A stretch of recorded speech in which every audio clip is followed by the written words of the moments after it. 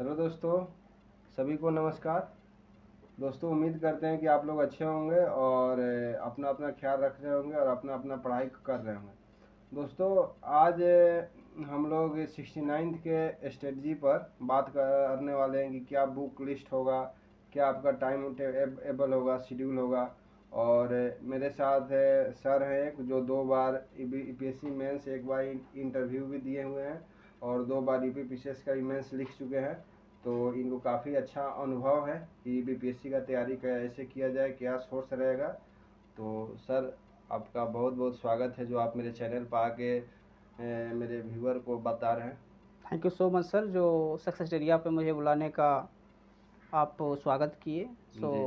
धन्यवाद देना चाहूँगा सर आपको कि सर, सक्सेसटेरिया पे कुछ हम स्ट्रेटजी शेयर करेंगे आज हम। जी जो मतलब मेरा 4 से 5 साल का जो मेरा अनुभव रहा है जी पीसीएस को लेके, जी तो उसे मैं आज शेयर करूँगा मतलब अपने व्यूअर्स को। जी तो मैं एक एक चीज़ करके मैं सर बताऊँगा। सर, पहले आप ये बताइए जी सर।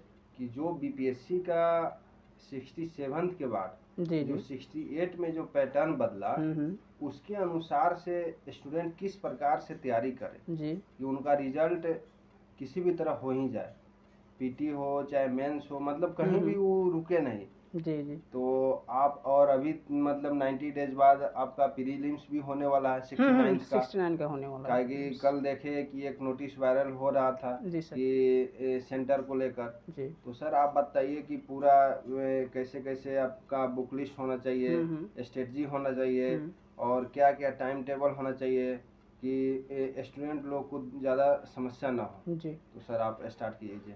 तो सर मैं आपको बता देना चाहूँ कि हम 69 बीपीएससी को लेके एक ओवरव्यू अपना स्ट्रेटजी तैयार करेंगे जी और उस स्ट्रेटजी में हम लोग कुछ मुख्य बिंदु को ध्यान देते हुए कुछ बुक लिस्ट हम लोग ने उसको मतलब कि सॉर्ट आउट किया हुआ है, वो चीज़ को ध्यान देंगे और कुछ बेसिक रिसोर्स बताएंगे हम लोग। जी ठीक है व्यूअर्स को, ताकि मतलब हमारे जो व्यूअर्स हैं वो कंफ्यूज ना रहें। जी वो मतलब कि सवालों को लेके, चाहे जो आजकल नया तरह का जो ऑप्शन बन रहा है, जी उस तरह की सारी चीज़ों को लेकर उनमें एक प्रकार का भ्रम ना हो, किसी प्रकार की कोई समस्या ना हो, कोई टेंशन ना हो, उस तरह से हम लोग बात करेंगे।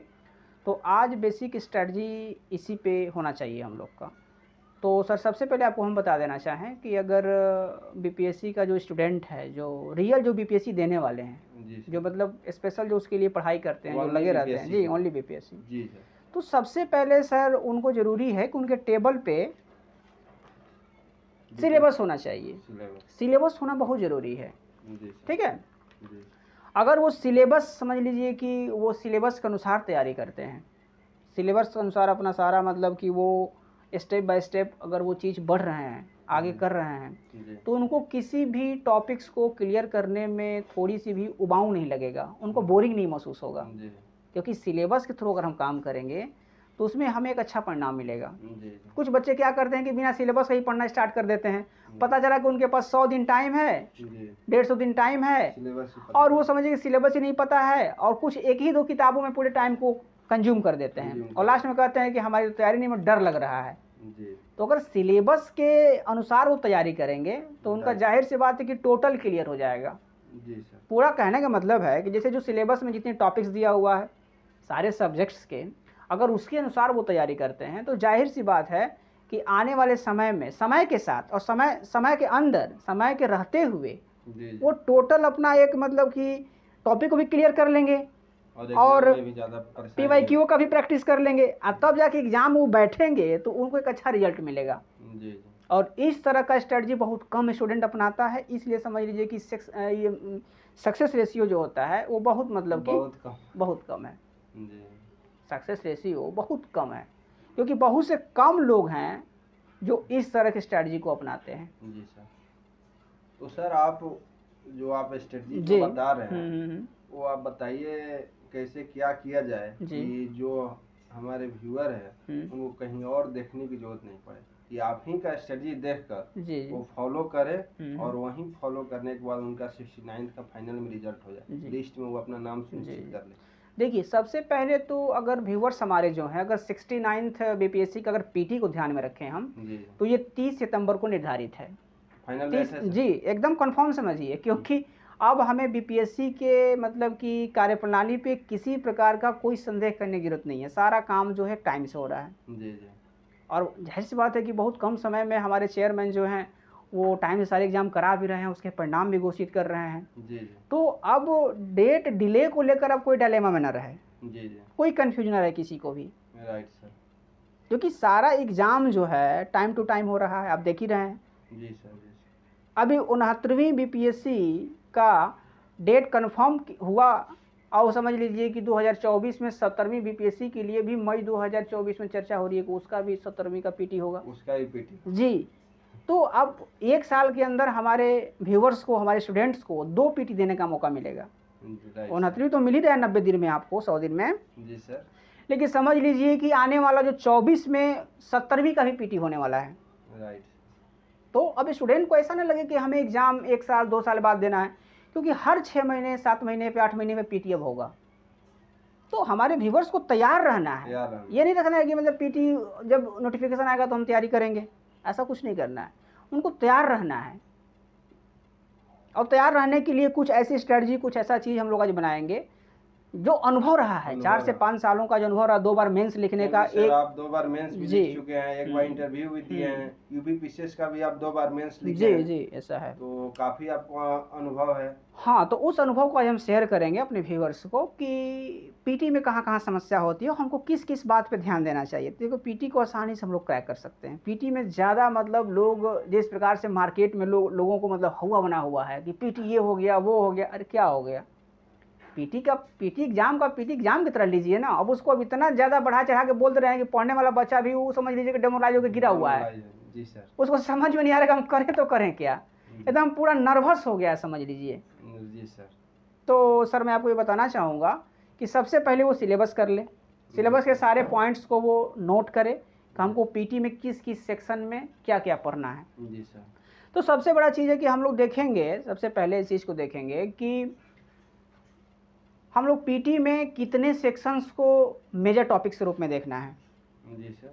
सबसे पहले आता है हिस्ट्री।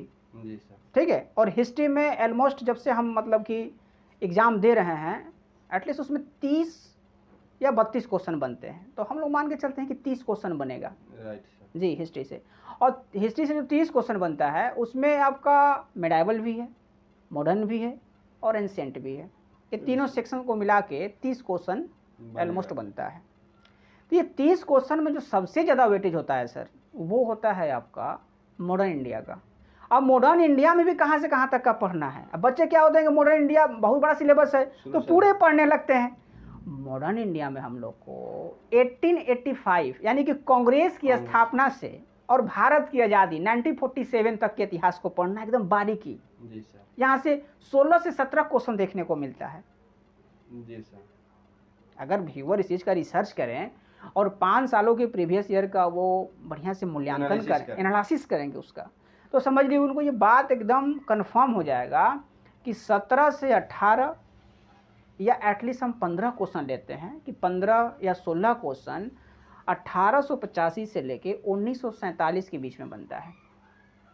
अब बच्चे क्या करते हैं कि पूरा मैसूर मराठा तक को पढ़ने लगते हैं और उसमें इतना डूब जाते हैं कि मराठा में 20 दिन लगा देते हैं। उधर कांग्रेस जी, जबकि वहाँ से 1-2 क्वेश्चन कभी बाई चांस पूछ देता है तो उसमें उतना फोकस नहीं करना है। वो बनेगा तो ऐसे नहीं बनेगा, बनेगा तो बन भी जाएगा। तो वो हमको उस मतलब कि पॉइंट पे ध्यान देना है, उस मेजर पॉइंट पे ध्यान देना है जहाँ से ज़्यादा क्वेश्चंस बन रहे हैं। जी सर। उस पर हम लोग काम करेंगे।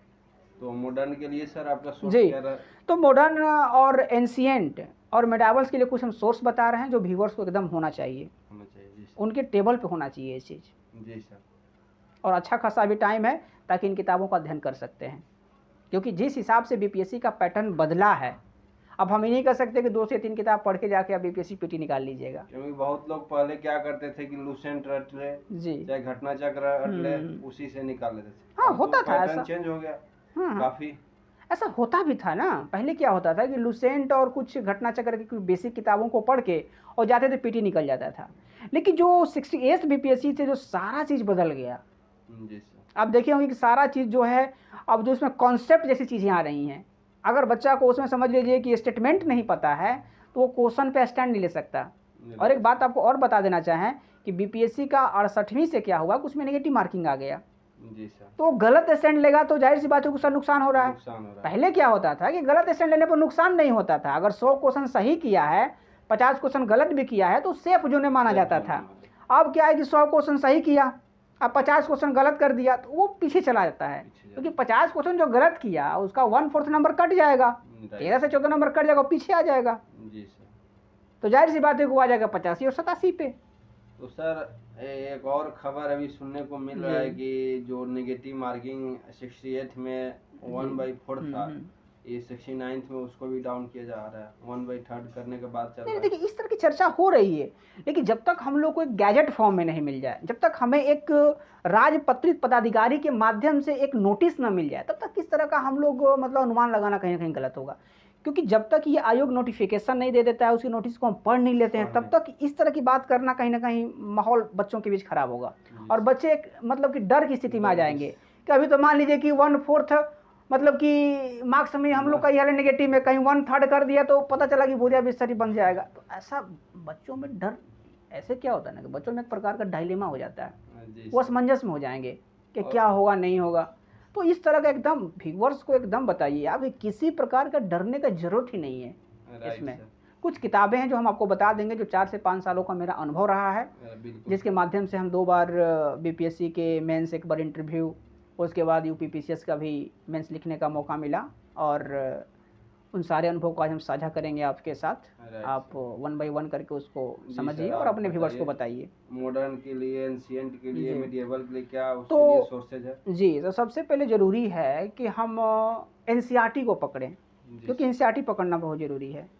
ठीक है, तो हम 3 किताब बताएंगे एनसीईआरटी में आपको, जो एकदम अपने व्यूअर्स को बताइए, एकदम ज़रूरी भी है बताना कि आपका इसमें जो सबसे पहले आता है ये आधुनिक भारत के लिए आता है, बिपिन चंद्रा की। इसको बाइबल माना जाता है, आधुनिक भारत के लिए इसको बाइबल माना जाता है। एकदम अपने व्यूअर्स को बोलिए कि इसको पढ़ें वो। जी, इससे बाहर मॉडर्न इंडियन नहीं जाता है। जी, उसके बाद इसी कड़ी में एक और किताब एनसीईआरटी की आती है, जिसको एकदम समझ लीजिए कि स्टूडेंट को पढ़ना चाहिए। ये आता है सतीश चंद्रा मेडाइवल। जी, इसको एकदम पढ़ना है। 2 किताबें हो गई। एक और एनसीईआरटी की किताब आती है इसके लिए जो हम लोग पढ़ते हैं, वो आता है आर.एस. शर्मा की। जी, ये 3 एनसीईआरटी जो हो गया ये बेसिक हो गया। बीपीएससी का पीटी इससे ज़्यादा नहीं आता है। हिस्ट्री सफिशिएंट है जी, ये अभी हमारे जो व्यूअर्स हैं इसको अभी पढ़ना है। जी सर। और लास्ट में जब इसको पढ़ लेंगे, जब मतलब पूरे मतलब एंशिएंट का, मिडाइवल का, मॉडर्न का जब वो अध्ययन कर लेंगे, तब उसमें हम एक किताब बताएंगे आपको। वो किताब है आपका घटना चक्र पूर्वालोकन आता है हिस्ट्री के लिए। इसमें ये देखिए हिस्ट्री का, ठीक है, बिल्कुल ये हिस्ट्री का आता है। तो इसमें क्या होता है कि इसमें प्राचीन का, मध्यकालीन का और आधुनिक भारत का तीनों मतलब की जो सेक्शन है हिस्ट्री का, तीनों का जो है इसमें क्वेश्चन का कंपाइलेशन होता है। इसमें क्या होता है कि भारत के अंदर जितने भी स्टेट पीसीएस है, खासकर हिंदी प्रदेश वाला स्टेट पीसीएस जो है, जी सर, हिंदी बेल्ट के जो क्षेत्र हैं जो उनका स्टेट पीसीएस होता है, जैसे राजस्थान है आपका, झारखंड है, यूपी है, एमपी है, बिहार है, उत्तराखंड है। तो इन सारे पीसीएस से जो क्वेश्चंस होते हैं वो सारे क्वेश्चंस इस घटना चक्र में दिया रहता है। तो ये 3 बेसिक एनसीईआरटी किताब पढ़ने के बाद हिस्ट्री का, इसमें से उनको क्वेश्चन का प्रैक्टिस करना चाहिए। जब इतना वो कर लेंगे तो 30 क्वेश्चन में, जो 30 क्वेश्चन उन्हें एग्जाम में देखने को मिलेगा, उसमें 22 प्लस 25 के ऑलमोस्ट, लेकिन हम 25 मान के चल रहे हैं कि 25 क्वेश्चन समझ लीजिए बनाने के मूड में होंगे।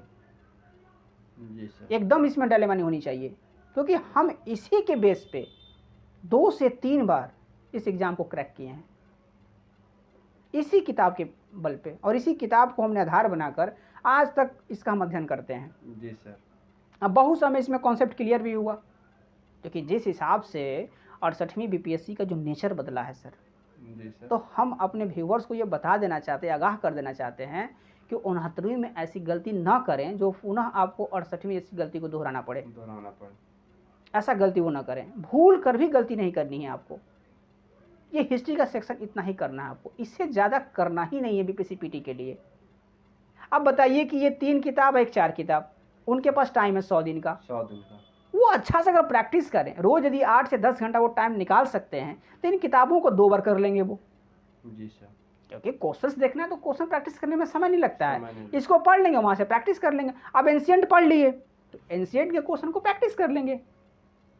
इतना करने के बाद जब वो जाएंगे पिछले साल की जो PYQ है, जो प्रीवियस ईयर है, जैसे कि मान के चलिए कि जो आपका 62 से ले लेते हैं, 62 से 63, 64, 65, 68, यानी ऑलमोस्ट 5 से 6 साल का जब पेपर को वो अध्ययन कर लेंगे तो उनको ये मतलब कि अंदाज़ा लग जाएगा कि इन्हीं किताबों से क्वेश्चंस बन रहे हैं, इससे बाहर क्वेश्चन नहीं जाता है, यही इसका रिसोर्स है। और जितने भी हमारे टॉपर्स हैं, चाहे जो सिलेक्टेड हमारे मित्र भी हैं कुछ, तो वो बताते हैं कि इन्हीं किताबों का अध्ययन करना चाहिए सर। जी सर। बार बार ये रिसोर्स रखें अपना, इसका बार बार वो अभ्यास करें। ये नहीं कि हर 1 महीना पे 2 महीना पे रोज वो मतलब मटेरियल बदलते रहें, तो उनका रिजल्ट होने में थोड़ा सा दिक्कत होता है। ये हुआ हमारा हिस्ट्री का सेक्शन। हिस्ट्री का सेक्शन जी। उसमें दूसरा सबसे बड़ा सेक्शन होता है science. Right sir. BPSC PT में दूसरा सबसे बड़ा सेक्शन होता है सर, वो होता है साइंस का। और मैं एक साइंस बैकग्राउंड का छात्र भी हूँ और साइंस में मेरा थोड़ा अनुभव भी ज़्यादा है, तो मैं इसमें थोड़ा और क्लियर बताऊँगा आपको। जी सर। साइंस के लिए क्या है कि 2 बेसिक एनसीईआरटी एकदम व्यूअर्स को पढ़ना चाहिए। 2 बेसिक एनसीईआरटी में आता है 9th क्लास का एनसीईआरटी और 10th क्लास का एनसीईआरटी। 2 एनसीईआरटी को हमारे व्यूअर्स को एकदम पढ़ना चाहिए सर। ये जो है सर 9th क्लास की एनसीईआरटी है। जी सर। ठीक है, 9th क्लास की एनसीईआरटी है। Right sir. ठीक है, साइंस की। और ये है 10th क्लास की एनसीईआरटी। ये 2 एनसीईआरटी को वो एकदम गो थ्रो, एकदम उसको समझिए कि लाइन बाय लाइन, लाइन को मिस्टेक नहीं कर सकते वो, एकदम लाइन बाय लाइन इसको पढ़ना है, इस एनसीईआरटी को। जहाँ तक मेरा अनुभव रहा है 5 से 6 सालों का पीसीएस को लेकर, आईएएस को लेकर, तो ये जो मतलब कि एनसीईआरटी की जो बेसिक किताब है सर 9th और 10th, इसे पीछे ज़्यादा नहीं जाना है आपको। ये नहीं कि आप 6, 7, 8 ये सब नहीं, ये 9th और 10th का, इसमें ऑलमोस्ट जितना वो क्वेश्चंस करते हैं उसके सारे टॉपिक्स यहाँ से मिल जाते हैं। जी सर। और बेसिक कॉन्सेप्ट आपका तैयार हो जाएगा। क्योंकि अब जो एग्ज़ाम हो रहा है, अब लुसेंट वाला एग्ज़ाम नहीं रह गया है कि हम जाएंगे 20-50 पेज एनसीईआरटी का, ये लुसेंट का मतलब कि साइंस पढ़ के और निकाल लेंगे, ऐसा नहीं कर सकते आप। कंसेप्ट वाला जी, क्वेश्चन क्योंकि अब जो है कंसेप्ट वाले क्वेश्चन आ रहे हैं, तो कंसेप्ट वाले क्वेश्चन आ रहे हैं तो उसमें थोड़ा सा सर अब हमारे व्यूअर्स को, चाहे स्टूडेंट्स को, थोड़ा सा बेसिक जानकारी प्राप्त करनी पड़ेगी।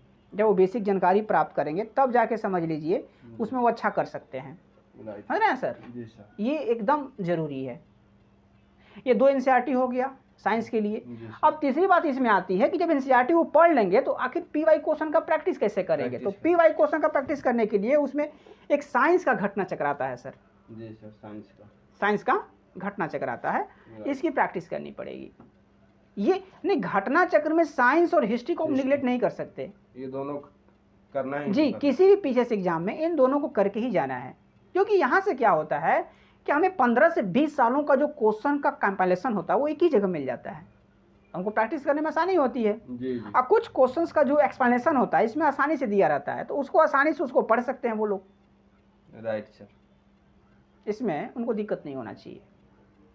जी सर। और सर आगे अब उसमें अब देखेंगे हम लोग कि अगर मतलब तो तीसरा जो सेक्शन होता है, 2 सेक्शन तो आपको हम बता दिए, हिस्ट्री का बता दिए और साइंस का। ये मेजर सेक्शन है जहाँ से 60 क्वेश्चन ऑलमोस्ट आपको देखने को हमेशा मिलता है। यानी सर मान के चलते हैं कि 50% क्वेश्चन यहाँ से रहेगा, ऑलमोस्ट 50%। ऑलमोस्ट 50 मान ही लीजिए आप, क्योंकि कभी कभी क्या होता है कि रेशियो बढ़ भी जाता है। कभी कभी रेशियो मान लीजिए कि हिस्ट्री में 30 पूछ रहा है, कभी 35 कर देता है, कभी 38 कर देता है।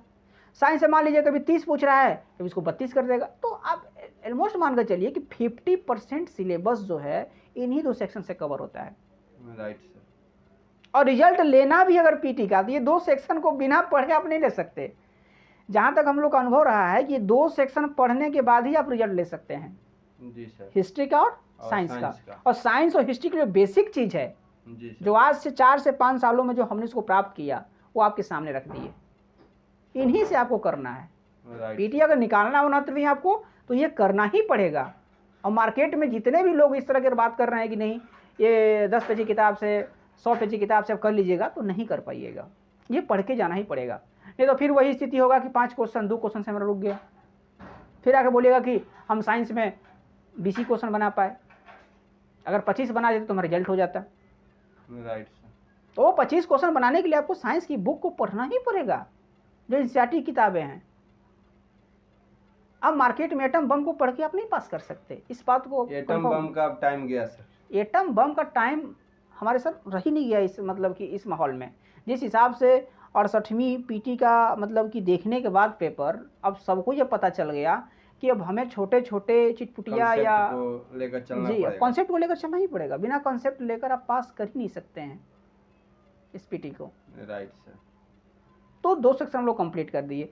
तीसरा सेक्शन जो सबसे बड़ा सेक्शन होता है सर, बिहार स्पेशल का होता है। जी सर। बिहार स्पेशल समझ लीजिए कि इतना इंपॉर्टेंट सेक्शन होता है कि हम इस बिहार स्पेशल को पढ़ के, बिना पढ़े हम बीपीएससी में स्टैंड ले ही नहीं सकते।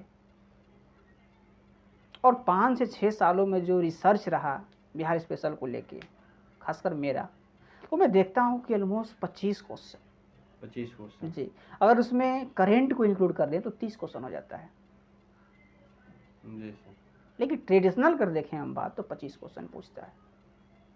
तो बिहार स्पेशल के लिए कुछ बेसिक किताब है जहाँ से वो हमेशा क्वेश्चन बनता है, और हमारे व्यूवर्स को उस किताब को मल्टी टाइम रिवीजन करना चाहिए, बार बार रिवीजन करना चाहिए। ये नहीं कि मार्केट में कोई नया तरह का मतलब वो जाएं और लाल पीला कोई बुकलेट उठा लें मार्केट से और उस पर वो बार बार मतलब कि कंफ्यूज होते रहें कि हमको क्या पढ़ना, नहीं पढ़ना, कहाँ से पढ़ना है।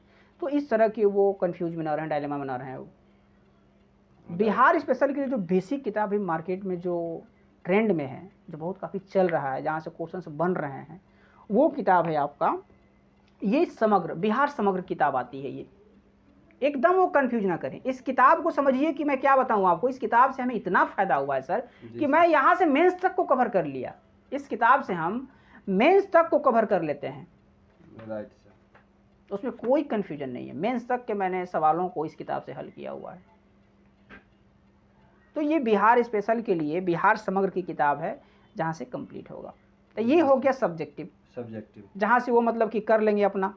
जी सर। रिवर्स जी सर। बिहार समग्र है जो। अब इसमें एक किताब आती है सर इम्तियाज अहमद की, ठीक है जी सर। बिहार एक परिचय करके एक किताब आती है इम्तियाज अहमद की। इसमें क्या होता है कि इसमें ऑब्जेक्टिव बना कर दिया हुआ है जी सर, बिहार स्पेशल का, बिहार स्पेशल के लिए। तो वो क्या करेंगे, जैसे वहाँ से सब्जेक्टिव पढ़ लिए, तो इस ऑब्जेक्टिव वाले किताब से क्या करेंगे कि उसमें जो एमसीक्यू दिया हुआ है उसका बार बार प्रैक्टिस करेंगे। अच्छा सर। एक उससे बाहर तो जा नहीं रहा है जी सर, क्योंकि अब तक जितने बिहार स्पेशल में क्वेश्चन पूछा है इन 2 किताबों के अंडर ही है। अब कुछ लोग कहेंगे कि इसमें मिल ही नहीं रहा है, तो उनको खोजने में परेशानी है ना। अगर हमसे आकर कोई ये पूछे कि भैया हमको ये 25 क्वेश्चन दिखाइए, तो मैं उनको बैठा के बढ़िया से क्वेश्चन इसमें से चुन के दिखा दूंगा राइट कि कहाँ कहाँ से पूछा है। जी सर। क्योंकि जब किताब को पूरा पढ़ते ही नहीं है तो उनको समझ में आता ही नहीं है। तो बिहार स्पेशल के लिए 2 ट्रेडिशनल किताब हो गया। जी सर। अब आता है कि बिहार स्पेशल में कुछ करेंट चीज़ों को पूछता है, तो बिहार में इसके साथ करेंट को जोड़कर भी पढ़ना है। तो इन 2 किताबों के अलावा बिहार स्पेशल के लिए उनको लेना पड़ेगा बिहार का बजट और सर्वे। बिहार के बजट और सर्वे उठाकर मोटा नहीं पढ़ना है, ये नहीं जाके पूरा मंत्रालय से डाउनलोड करके उसको पढ़ना है। समरी उसका लेकर, उसका क्या होता है कि बहुत से जो कोचिंग संस्थान हैं, बहुत से जो एक्सपर्ट इसमें हैं, वो क्या करते हैं कि उसका एक समरी तैयार कर देते हैं। जैसे बहुत से कोचिंग है, मैं नाम नहीं लेना चाहूँगा कोचिंग का, लेकिन बहुत से संस्थान हैं जो उसका एक समरी नोट्स तैयार कर देते हैं। उस समरी वाले नोट्स को आप पढ़ लीजिए। जी सर। बिहार का बजट सर्वे और बिहार का सर्वे, और उसके साथ क्या करिएगा, जब बिहार का सर्वे पढ़िएगा तो उसी में बिहार का वन, बिहार की योजनाएं, बिहार के कुछ बेसिक जो रिफॉर्म्स हो रहा है वो सारा चीज़ उसमें इंक्लूड रहता है। राइट। तो बजट से ज़्यादा बिहार के सर्वे पे फोकस करिए, क्योंकि बिहार के सर्वे 6-7 क्वेश्चन हमेशा पूछता है, कभी भी 10 क्वेश्चन हो जाते हैं। तो बिहार सर्वे को आप एक बाइबल की तरफ पढ़िए। अगर पीटी निकालना है तो अगर बीपीएससी पीटी आपको हर हाल में 30 सितंबर को फतह हासिल करनी है तो इसको पढ़ना ही पड़ेगा आपको, बिना पढ़े नहीं होगा।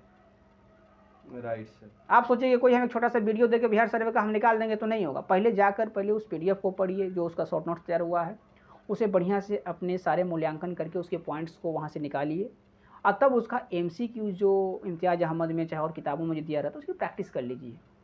चाहे पीवाईक्यू में देख लीजिए कि क्या क्या अब तक पूछा हुआ है, उसका जाकर वहाँ प्रैक्टिस कर लीजिए। ठीक है, तो ये बेसिक किताब हो गया बिहार स्पेशल के लिए। इसके अलावा उन्हें कुछ नहीं पढ़ना है, एकदम नहीं पढ़ना है, उनको भटकना ही नहीं है। तो सर ये 3 सेक्शन जो आप बताए हमको, हिस्ट्री, साइंस, बिहार स्पेशल, जी सर, यानी यहाँ से ऑलमोस्ट 100 क्वेश्चन, 100 क्वेश्चन हो ही गया। अगर हम 30 का भी देखें तो 90 10-5 इधर होता रहता है। यानी मान के चलिए सर, अगर आपको पीटी निकालना है तो ये 3 सेक्शन को इम्पोर्टेंट है, वो करके जाना है। हाँ, अगर ये 3 सेक्शन में बिहार करंट को इंक्लूड कर दें तो आपका पीटी कोई रोक ही नहीं सकता है। पीटी एकदम नहीं रुकेगा। लोग जानते हैं, लोग क्यों कंफ्यूज कर जाते हैं, वो क्या करते हैं कि अपने पास रिसोर्स बहुत ज़्यादा रख देते हैं और उसमें भटक जाते हैं। रिसोर्स बहुत ज़्यादा रख देते हैं। पता चला कि बिहार सर्वे को पढ़ने के लिए ही 4 रिसोर्स रखे हुए हैं, जबकि ऑलमोस्ट चारों में एक ही डेटा रहता है, एक ही डाटा रहेगा। अब एक ही डेटा को वो 4 जगह पढ़ते हैं तो कंफ्यूज तो होंगे ही। अब एक ही जगह उस सारे डेटा को अगर 4 बार पढ़ लें तो और अच्छा है, जल्दी याद भी। 4 जगह 4 डेटा को पढ़ने से अच्छा है कि एक ही को 4 बार पढ़ लें। 4 बार पढ़ लें, जी सर। तो सारा चीज कंफ्यूजन दूर हो जाएगा उनका। एक अच्छा खासा उनमें मतलब कि वो कॉन्फिडेंस भी आ जाएगा सवाल बनाने का, सवाल को हल करने का। जी सर। ऐसा पीवाईक्यू देखकर होगा। अगर प्रीवियस ईयर को हम देखेंगे तभी ना जो पढ़ेंगे तो वहाँ से चीज़ को निकाल के पढ़ेंगे। जी सर। तो बिहार के 5 साल का जो 60 से 62 से लेके जो 68 तक का जो पेपर है, एकदम ओरिजिनल पेपर, जी सर, वो जाके डाउनलोड करें और मार्केट से उसका जाके एक पीडीएफ निकलवा लें, उसकी कॉपी निकलवा लें, हार्ड कॉपी, और लाख उसका बेसिक एकदम अभ्यास करें। और मैं एक चीज़ आपको बता देना चाहता हूँ कि जो वो 5 साल का पेपर निकालेंगे तो उसके साथ जो ऑफिशियल जो आंसर की होता है, जो फाइनल आंसर की होता है, उसको निकाल लें वेबसाइट से। बीपीएससी की वेबसाइट अवेलेबल है, वहाँ से जाके जो फाइनल आंसर की, प्रोविजनल नहीं, फाइनल आंसर की जो होता है उसको निकाल लें और देखिए कि इस आंसर का उत्तर बीपीएससी क्या माना है। और तब जाके उसके तह में ये खोज करें कि आखिर इसका उत्तर ये बीपीएससी क्यों माना, तब जाकर उनका पीटी होगा। जब तक वो रिसर्च नहीं करेंगे तो बीपीएससी पीटी इतना आसान नहीं रह गया सर। बीपीएससी पीटी को पास करने के लिए उन्हें एक बेसिक रणनीति अपनाना पड़ेगा। उस रणनीति के थ्रू काम करेंगे तब जाके उसमें सर वो पास करेंगे जी। राइट। तो हम लोग 3 सेक्शन पे काम किए। जी सर। चौथा सेक्शन इसमें आता है ज्योग्राफी का। ज्योग्राफी, ठीक है। तो ज्योग्राफी के लिए जो मतलब क्वेश्चन 68वीं में लोग देखा है, तो अब ये ना सोचे कि हम घटना चक्र कर लेंगे चाहे लुसेंट पढ़ लेंगे तो हम ज्योग्राफी के क्वेश्चंस को बना देंगे, क्योंकि आप देखे होंगे क्वेश्चंस उसमें बहुत सा कॉन्सेप्ट पूछा हुआ था। जी सर जी, मैंने जैसे उसमें आपका ओशनोग्राफी से लेके और ये जलवायु परिवर्तन से लेके बहुत अच्छा क्वेश्चन पूछा हुआ था, जैसे इरोजन्स वगैरह से। तो उसमें 2 एनसीईआरटी की किताब बेसिक होता है सर, जो हम लोग भी आईएएस वगैरह में भी पढ़ते हैं। तो इसमें एक होता है 11th क्लास की एनसीईआरटी है, ठीक है, फिजिकल एनसीईआरटी है। इसको एकदम हर हाल में मेरे व्यूवर्स को पढ़ना है, ठीक है, एकदम ध्यान से। पतली किताब है, ज़्यादा भार उनको लगेगा। और इसी का एक दूसरा पार्ट आता है आपका भौतिक पर्यावरण के लिए, ठीक है। तो ये दोनों किताब यदि कर लेते हैं एनसीईआरटी का, वो दोनों किताब यदि एनसीईआरटी का कर लेते हैं तो उनका ज्योग्राफी को लेकर जो बेसिक कॉन्सेप्ट वो क्लियर हो जाएगा। ज्योग्राफी का जो बेसिक कॉन्सेप्ट है सर वो क्लियर हो जाएगा उनका, उसमें कोई दुराई नहीं है इनको, समझ रहे हैं जी सर। इसके अलावा क्या है, उनको मतलब कि एमसीक्यू की प्रैक्टिस करना है। जैसे हम ज्योग्राफी पढ़ लिए, हमको लग रहा है कि हम एमसीक्यू प्रैक्टिस कर लें, तो घटना का पूर्वालोकन आता है, घटना चक्र का एक पूर्वालोकन आता है, जैसे कि हम साइंस का और ये हिस्ट्री का बताया, उसी प्रकार एक ज्योग्राफी का भी मार्केट से वो परचेज कर लें जी सर। अब वहाँ से एमसीक्यू को प्रैक्टिस कर लें। इस एनसीईआरटी को पढ़ने के बाद वहाँ से एमसीक्यू का प्रैक्टिस कर लें। तो वहाँ से जब एमसीक्यू का प्रैक्टिस करेंगे तो उनको बहुत सा बेसिक फैक्ट्स मिलेगा। Right sir. जैसे कुछ दर्रे हैं जी, नदियाँ हैं जी सर, उनकी लंबाई है, कुछ ग्लेशियर हैं, कहाँ कहाँ स्थित हैं, कुछ पासेस हैं, जी सर। तो ये चीज़ वहाँ से वो कर लेंगे तो कुछ उनका बेसिक फैक्ट्स क्लियर हो जाएगा। लेकिन जो उनका बेसिक कॉन्सेप्ट है, जहाँ से कॉन्सेप्ट से रिलेटेड जो सवाल बन रहा है, जो कि मतलब उसमें ऑप्शंस को लेकर सवाल बन रहे हैं और ऑप्शंस में कॉन्सेप्ट को डाल के जो सवाल बन रहा है, स्टेटमेंट बेस्ड जो क्वेश्चंस बन रहे हैं जी सर, उसको क्लियर करने के लिए उनको एनसीईआरटी की किताबें पढ़ना एकदम जरूरी है पीटी में। और ये पतली किताब है, उनको ज़्यादा समय लगेगा भी नहीं। अगर वो मतलब बेसिक चीज़ समझ उनकी बेसिक अंडरस्टैंडिंग है तो इस किताब को पढ़ सकते हैं। तो हम ज्योग्राफी के सेक्शंस को भी यहाँ पूरा कर लिए। इससे ज़्यादा ज्योग्राफी को नहीं पढ़ना, इससे ज़्यादा आता भी नहीं है। यहाँ से कितना क्वेश्चन? ऑलमोस्ट सर 10 से 12 क्वेश्चन। 10 से 12 जी, 10 से 12 क्वेश्चन बनते हैं और उसमें 2-1 क्वेश्चन तो बेसिकली वो आपका ये मैपिंग से रहता है। तो मैपिंग बेसिकली अगर करंट अफेयर को अगर फॉलो कर रहे हैं, न्यूज़पेपर अगर पढ़ते हैं तो उसमें लोकेशंस वगैरह बहुत कुछ इंपॉर्टेंस दिया रहता है, जहाँ से वो करेंगे तो उनका हो जाएगा।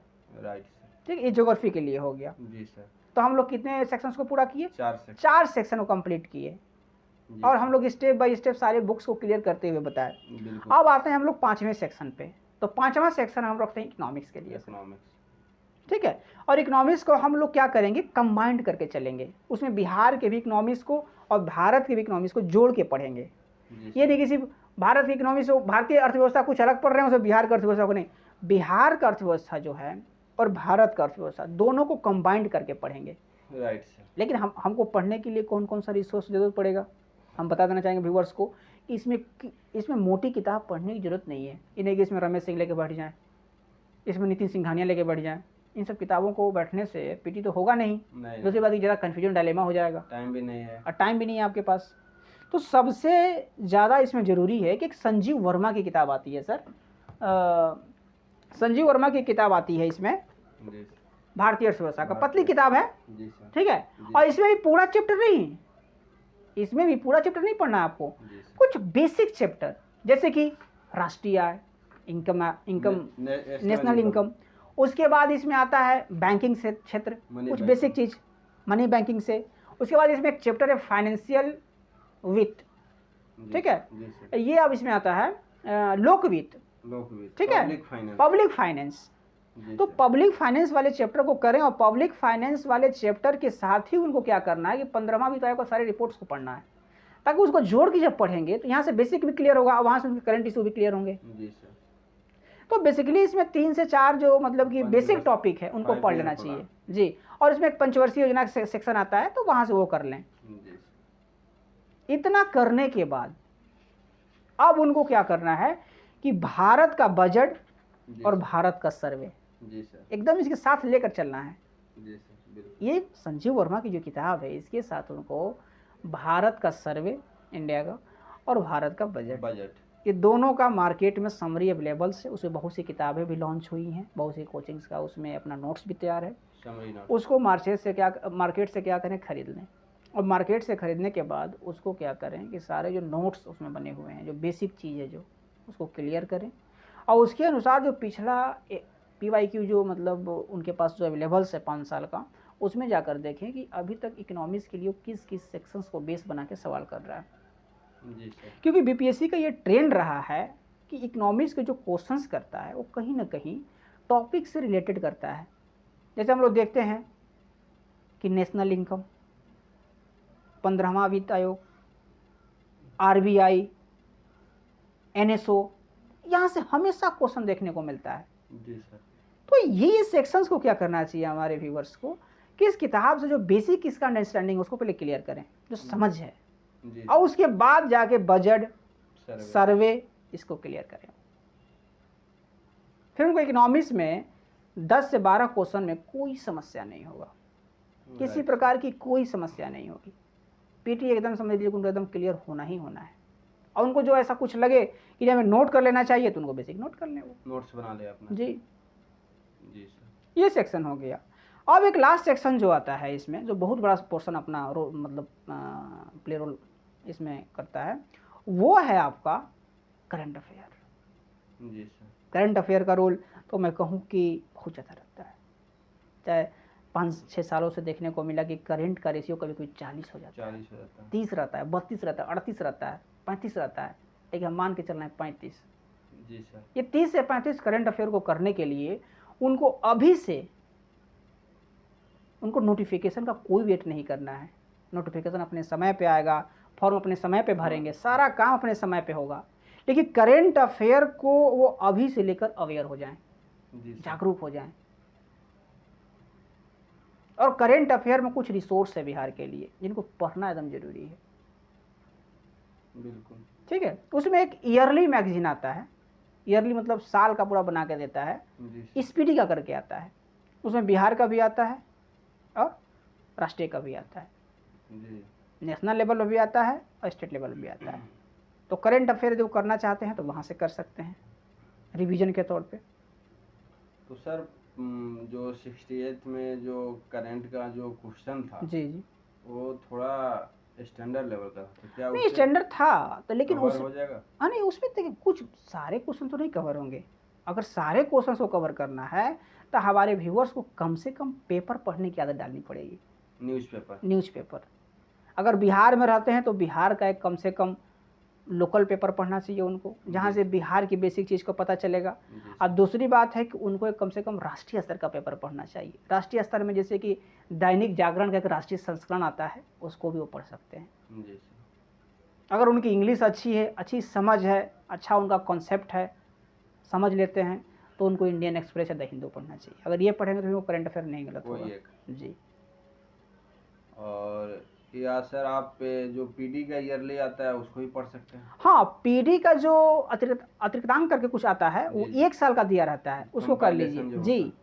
लेकिन अगर हम व्यूअर्स को ये बता देना चाहेंगे कि वो इन करंट अफेयर का जो स्पीडी है, चाहे जो लास्ट में जो 1 साल का बन के आता है, उस पर निर्भर रहने के सिवाय ऐसा है रहें, ठीक है, लास्ट में रहें अपना करें, लेकिन उनको वो तैयारी कर रहे हैं अगर स्टार्टिंग से, तो उनको हर महीने का पीडी का प्रतियोगिता दर्पण का मैगजीन फॉलो करना चाहिए। अगर हर महीने का वो पीडी फॉलो करते हैं तो उनको नहीं लग रहा है कि उनको लास्ट में जाके अतिरिक्तांक पढ़ने की जरूरत पड़ेगा, नहीं पढ़ना पड़ेगा। हर महीने का मार्केट से जाएं, वो प्रतियोगिता दर्पण किताब खरीदें और उसको बढ़िया से पढ़ जाएं 2-3 बार, और जो उसमें करंट लगेगा बहुत मतलब कि इंपॉर्टेंट है, बहुत पॉपुलर है, उस करंट को कहीं नोट कर लें। चाहे पीडी के लास्ट में आप देखिएगा तो सारांश करके आता है, अगर वो सारांश को ही कर लेंगे तो ना करंट अफेयर गलत नहीं होगा। और करंट अफेयर के लिए यूट्यूब पे बहुत सा सीरीज आता है, 1 घंटा 2 घंटा 3 घंटा। अब तो हम लोग का भी चैनल अगर मान लीजिए कि नहीं सर, मैं सोचा हूं कि हम खुद करंट अफेयर्स के लिए बीपीएससी के पर्पस से या आईएएस के पर्पस से मैं उसका लेक्चर लेके आऊंगा। तो लेकर आइए, कोई दिक्कत नहीं है। 10-15 दिन बाद, अभी कुछ काम में मैं बिजी हूँ जी सर। उसके बाद मैं द हिंदू का तो उसका पीडीएफ जो है जो भी है मेरे टेलीग्राम पर डेली आ ही आता है 10 बजे से 11 बजे के बीच में जी, मैं देखता हूँ, उससे आप डालते हैं। बीपीएससी के लिए भी करंट अफेयर्स जो है उसके लिए मैं 10 से 15 दिन बाद जी उसका लेक्चर जरूर आएगा। Yes sir. जी सर। तो बेसिक अच्छा है, मान लीजिए हमारे व्यूअर्स अगर आप पूरे करंट को बना के कंपाइलेशन करके उनको दे देंगे और वहीं से आएगा तो जाहिर सी बात कर लीजिए, कर लेना भी चाहिए लोगों को। मान लीजिए कि इतना से प्रैक्टिस कर रहे हैं, आप पूरा कंपाइलेशन अगर कर देंगे करंट अफेयर का और उनको मान लीजिए कि पूरे 1 साल का दे देंगे तो उनको भी ज़्यादा मेहनत नहीं करना पड़ेगा, वहाँ से रिविजन करके जाएगा वो एग्जाम्स में अच्छा खासा मतलब फ़ायदा उठा सकते हैं। तो ये करंट के लिए बहुत सारी रिसोर्स उनको फॉलो करना चाहिए और एक कंटिन्यू एक मतलब कि रेगुलर एक रिसोर्स पे फॉलो करके उस पर काम करनी चाहिए उनको। लास्ट में एक सेक्शन आता है सर, बहुत बड़ा मतलब कि प्ले रोल मतलब करता है उसमें, बहुत बड़ा मतलब कि निर्णायक भूमिका निभाता है, वो चीज़ है मैथमेटिक्स, मैथ। जी सर। अब मैथ का 10 क्वेश्चन बनता है। कुछ लोग क्या करते हैं कि जो मानविकी विषय के जो स्टूडेंट हैं उनको लगता है कि हम मैथ नहीं बना कर पास हो जाएंगे, पास भी हो जाते हैं, उनकी रणनीति अच्छी रहती है तो। लेकिन मुझे कभी कभी लगता है कि इस 10 मैथ को आप निगलेक्ट नहीं कर सकते, क्योंकि निगेटिव जब आया, जब निगेटिव मार्किंग आया बीपीएससी में, तब से ये मैथ का और महत्व बढ़ गया है। जी सर। जी, जो मैथ वाले स्टूडेंट होंगे जिनका मैथ 10 में 10 सही होता है तो वो तो अच्छा रोल प्ले करेंगे इसमें। बिल्कुल। देखिए 10 में 10 बना लेंगे तो हर बच्चा का तो जीएस कंफर्म तो सही नहीं होता है, लेकिन मैथ तो कंफर्म सही कर लेगा वो। बिल्कुल। तो उसका रिजल्ट होने का चांस ज़्यादा रहता है। तो मैं यही कहूँगा कि ज़्यादा तो कठिन मैथ इसमें नहीं पूछता है, बेसिक मैथ रहता है। तो अभी 90 दिन 100 दिन का टाइम है हमारे 69वीं बीपीएससी के लिए। तो हमारे व्यूवर्स जो हैं इस मैथ को भी रोज़ अगर 1.5 से 2 घंटा अगर देंगे तो बेसिक क्लियर कर लेंगे वो। जी।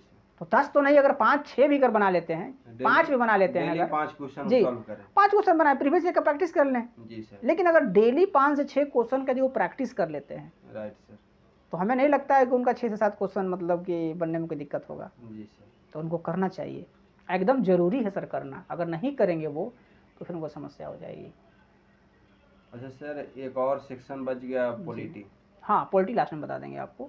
पॉलिटी के लिए देखिए, इसमें तो कुछ लोग लक्ष्मीकांत वगैरह पढ़ते हैं, सब लोग पढ़ता है, जो अच्छे स्टूडेंट है वो लक्ष्मीकांत पढ़ते हैं। लक्ष्मीकांत पॉलिटी का नो डाउट पढ़ना चाहिए, लेकिन पॉलिटी का क्वेश्चन देखने के बाद जो लगता है कि बिना हमें कॉन्सेप्ट का पढ़े हम नहीं बना सकते। ठीक है, तो उस पॉलिटी वाले सेक्शंस को पूरा करने के लिए अभी तो अच्छा खासा टाइम है।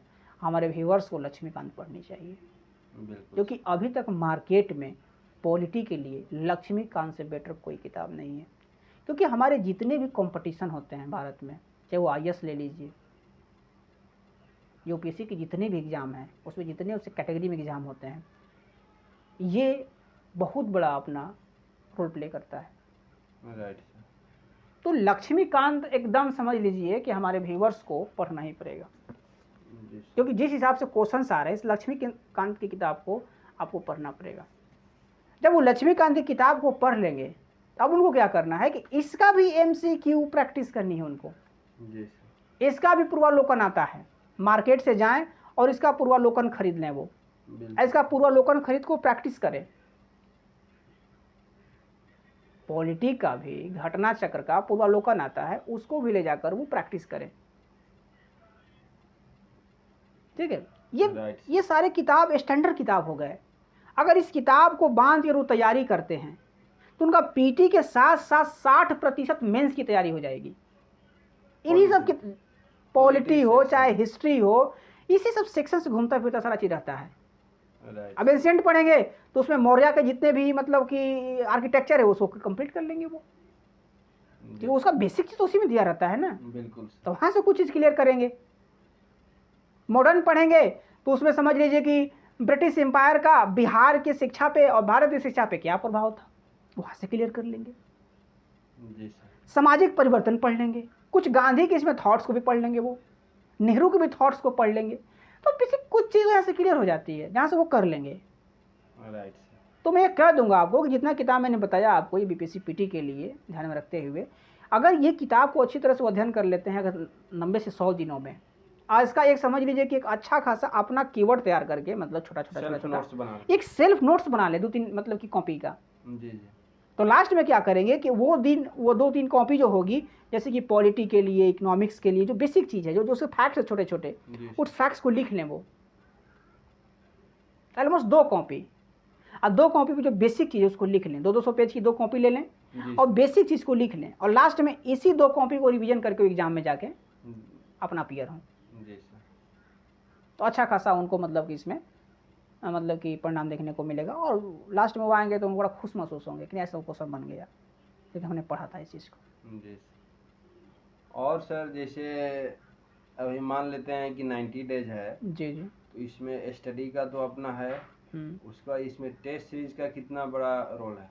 देखिए, हम तो सबसे पहले बात बता दें कि टेस्ट सीरीज का थोड़ा सा हम जो 4 से 5 साल अध्ययन किए हैं उसमें हम थोड़ा लास्ट में इसको रखते हैं, क्योंकि जब तक हम पढ़ेंगे नहीं तो टेस्ट में हम उलझ जाएंगे। जब हम टेस्ट में उलझ जाएंगे तो हमारे मेरा टाइम जो बहुत कंज्यूम होता है उसमें, जी सर, क्योंकि जिसके उसके मतलब बेसिक कॉन्सेप्ट को समझे ही नहीं, उस तरह का क्वेश्चन आ गया तो उससे एक्सप्लेनेशन पढ़ने से तो होगा नहीं। सर, अगर राष्ट्रीय आय से क्वेश्चन बन रहा है तो राष्ट्रीय आय को, RBI को उनको बढ़िया से पढ़ के जाना पड़ेगा। अगर राष्ट्रीय आय और समझ लीजिए कि बैंकिंग को, चाहे जो भी उसका कोर सेक्शन है, उसको पढ़ के नहीं जाएंगे तो उसके MCQ लगाने से फ़ायदा क्या।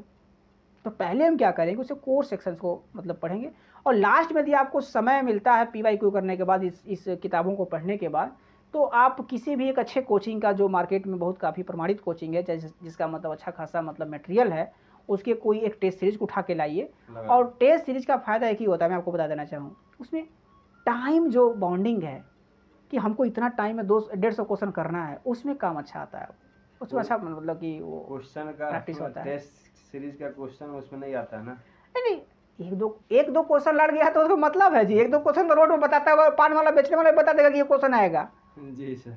BPSC के बाहर जितने लोग पान बेचते हैं वो भी बता देते हैं कि भैया ये क्वेश्चन आएगा, क्योंकि उनको इतना प्रैक्टिस हो जाता है, क्योंकि जो जितने पढ़ने वाले लोग होते हैं वो जाके चर्चा करते हैं, 2 लोग तो भी याद कर लेते हैं क्वेश्चन। Right sir. तो ये 2-4 क्वेश्चन लड़ाने के चक्कर मत रहिए, नहीं तो रिजल्ट आपका नहीं होगा। चाहे 2 क्वेश्चन लड़ गया रिजल्ट हो जाएगा, नहीं, आप जाके बेसिक चीज़ को क्लियर करिए, और बेसिक चीज़ को क्लियर करने के बाद अगर टाइम में आपको समस्या हो रही है, वहाँ टाइम बनाने में, रंगने में, बबल्स करने में, तब जाके बाहर से कोई भी टेस्ट सीरीज उठा के लाइए, एक ओमार शीट लाइए और बीपीएससी के टाइमिंग की तरह अपने यहाँ प्रैक्टिस करिए ताकि आपका टाइमिंग क्लियर हो जाए।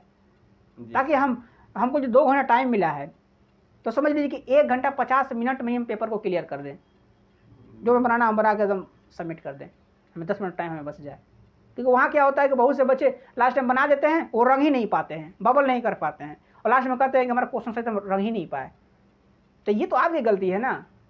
बिल्कुल सर। तो कम से कम 30 से 40 जो टेस्ट है अब तक जो टाइम जिस अनुसार से है, कम से कम 30 से 40 वो सेट का प्रैक्टिस कर लेंगे तो उनका टाइम एकदम ऑटोमेटिक बन जाएगा। आइए ना सोचिए हम 30 सेट का प्रैक्टिस कर लेंगे तो हमको वहाँ पास ही हो जाएंगे, नहीं, क्योंकि वहाँ से क्वेश्चन कैसे आएगा? क्योंकि बीपीएससी का जो पैनल है जो क्वेश्चन सेट करता है वो क्या करेगा नहीं करेगा ये कोई एक्सेप्ट ही नहीं कर सकता। आप सिलेबस के अनुसार टॉपिक्स को क्लियर करिए, जो हम रेफरेंस बुक बताया है इस पर विश्वास करिए, क्योंकि 4 से 5 साल का मेरा अनुभव रहा है। Right sir. और हमने इस किताब को पढ़ के निकाला भी है इस एग्ज़ाम को, इस एग्ज़ाम को हम निकाल के दिखाए भी हैं कि यहाँ से क्वेश्चन बनता है। Right sir. तो ये सब मेरा जो है एकदम परखा हुआ, इसमें प्रूफ्ड किताब है ये। इस किताब को वो पढ़ें और समझ लीजिए कि अपना एक लास्ट में 200 पेज की 2 सेल्फ नोट्स बना लें और उसी का प्रैक्टिस करके वो जाएँ एग्ज़ाम में। बिल्कुल सर। एकदम उनको दिक्कत नहीं होगा सर। चलिए सर, तो आपको बहुत बहुत धन्यवाद जो आप मेरे दोस्त को आके बताया कि कैसे बीपीएससी 69 को आप निकाल सकते हैं। जी सर। और अगर आप कुछ मैसेज देना चाहते हैं तो बोल सकते हैं।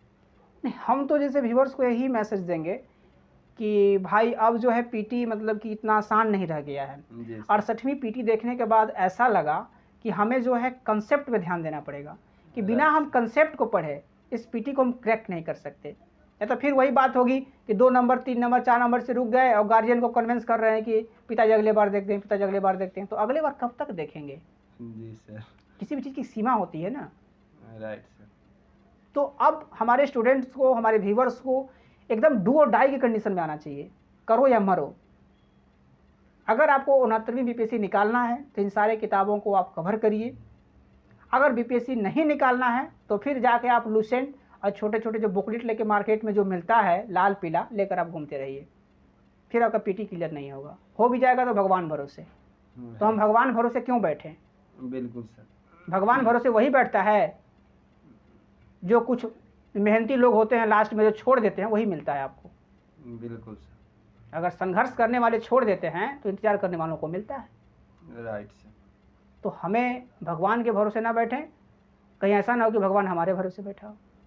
तो ये चीज़ पे ध्यान देना बहुत ज़रूरी है। और ये किताब जो बेसिक किताब हमने बताया इस पे जाके आप मतलब कि बिलीव के साथ पढ़ाई करिए, क्योंकि हम ये सब ऐसे नहीं बता रहे हैं, ये खुद मेरा इस एग्ज़ाम को निकाला हुआ मेरा अभ्यास है, जो मेरा अनुभव है। और हमारे जितने भी मित्र जो बिहार में सेलेक्ट हुए हैं, बिहार के बहुत से जिला में हमारे मित्र काम भी कर रहे हैं, वो भी हमको बताया कि इन किताबों को एक स्ट्रैटेजिक वे में अगर कोई तैयारी करता है तो वो सफल हो जाएगा। पीटी के साथ साथ कम से कम 40 से 50, हम तो 60 बोले लेकिन 40 से 50 समझ लीजिए एकदम सिलेबस में कवर होता है। जी सर। पॉलिटी का पीटी पढ़ेंगे तो मेंस भी यहीं से क्लियर होगा ना। Right sir. अब बात आती है उसमें प्रैक्टिस करने की, तो पीटी को भी मान लीजिए कि 5 घंटा रोज देते हैं तो 2 घंटे से प्रैक्टिस भी कर सकते हैं मेंस का। वो जो पहले वो पीटी निकालें, 30 सितंबर को पीटी दें, 30 सितंबर के बाद दिसंबर में मेंस है तो अच्छा खासा वो प्रैक्टिस कर लेंगे, क्योंकि फैक्ट्स तो क्लियर ही रहेगा। Right sir. और फैक्ट्स में कॉन्सेप्ट को मिक्स करके वो लिखना स्टार्ट कर देंगे। लेकिन 30 सितंबर को एग्जाम हॉल से निकलने के बाद ही वो कंफर्म कर दें कि मेरा पीटी हो रहा है, तब जाके सर वो मतलब होगा। क्योंकि अब हमें ढीला पड़ने से काम नहीं चलेगा, हमें एक ऐसा काम करना होगा, एक ऐसी रणनीति अपनानी होगी जिससे हम एकदम 100% सफलता के राह पे हों। Right sir. समझ रहे हैं? तो ये चीज़ को हमें ध्यान देना पड़ेगा। बहुत बहुत धन्यवाद सर आपको। Thank you sir. और दोस्तों मैं आपको एक बात बता रहा हूँ कि आप लोग 10 से 15 दिन बाद करंट अफेयर्स के लिए बीपीएससी के लिए टेंशन नहीं रखना है। मैं खुद 1 से 2 लेक्चर में daily per day current affairs लेंगे। ये भी सही रहेगा। जी सर। और उसके बाद दोस्तों अगर आपको हिंदू का पीडीएफ का डेली चाहिए तो आप टेलीग्राम चैनल पर यूपीएससी वाला आप जाइए सर्च कीजिए और वहाँ पर आपको रेगुलर का पीडीएफ मिल जाएगा। जी। और ISPCS वाला एक चैनल है टेलीग्राम का, उस पे आके आप पीडीएफ, रोज का पीडीएफ का करंट अफेयर आता है इनका।